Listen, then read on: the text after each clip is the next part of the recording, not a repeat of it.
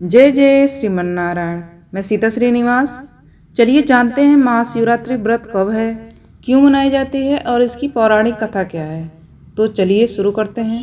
हर साल फागुन मास के कृष्ण पक्ष की चतुर्थी तिथि को महाशिवरात्रि पर्व मनाया जाता है। इस दिन शिव भक्त पूरे विधि विधान के साथ माता पार्वती और भोलेनाथ की आराधना करते हैं। हर शिव मंदिरों को फूलों और रंगीन लाइटों से सजाया जाता है। वहीं शिवरात्रि के मौके पर कई मंदिरों में महादेव का विशेष श्रृंगार किया जाता है। इस पावन दिन उपवास रखने और भगवान शिव और माता गौरी की आराधना करने से सभी मनोकामनाएं पूर्ण होती हैं। वहीं कुंवारी कन्याओं के सुयोग्य और मनचाहा जीवन साथी की प्राप्ति होती है। महाशिवरात्रि के मौके पर देश के अलग अलग हिस्सों में भव्य शिव बारात भी निकलती है। तो चलिए अब जानते हैं आखिर महाशिवरात्रि पर्व क्यों मनाया जाता है। अब मैं आपको बताऊंगी महाशिवरात्रि पर्व से जुड़ी पौराणिक कथा। महादेव का विवाह दक्ष प्रजापति की पुत्री देवी सती के साथ हुआ था। दक्ष शिवाजी को पसंद नहीं करते थे, इसलिए उन्होंने महादेव को अपना दामाद के रूप में कभी नहीं स्वीकार किया। एक बार दक्ष प्रजापति ने विराट यज्ञ का आयोजन करवाया, जिसमें उन्होंने भगवान शिव और माता सती को छोड़कर हर किसी को निमंत्रण दिया।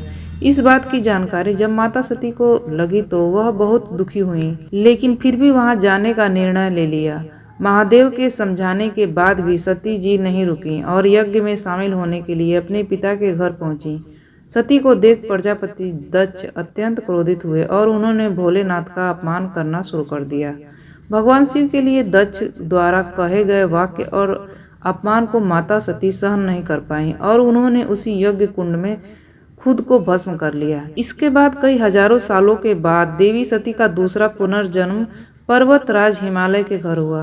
पर्वतराज के घर जन्म लेने की वजह से उनका नाम पार्वती पड़ा। शिवजी से विवाह करने के लिए माता पार्वती को काफी कठोर तपस्या करनी पड़ी।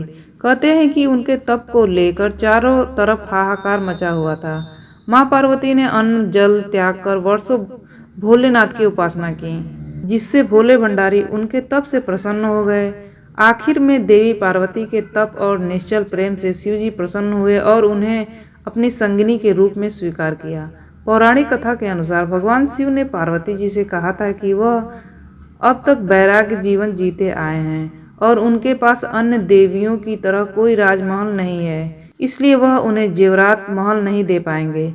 तब माता पार्वती ने केवल शिव जी का साथ मांगा और शादी बाद खुशी खुशी कैलाश पर्वत पर चली गईं। आज शिव जी और माता पार्वती का वैवाहिक जीवन सबसे खुशहाल है और हर कोई उनके जैसा संपन्न परिवार, संपन्न जीवन और उनके जैसा सुहाग चाहता है। इसी चाह में महाशिवरात्रि का व्रत रखता है तो शंकर भगवान उनकी हर मनोकामना पूर्ण करते हैं। ये वीडियो यहीं पे समाप्त हुआ। ये जानकारी आपको कैसी लगी? इस तरह की जानकारियाँ पाने के लिए आप इस चैनल को सब्सक्राइब कर दीजिएगा। आपका दिन शुभ हो, आपका दिन मंगलमय हो, इसी आशा और विश्वास के साथ इस वीडियो को समाप्त करती हूँ।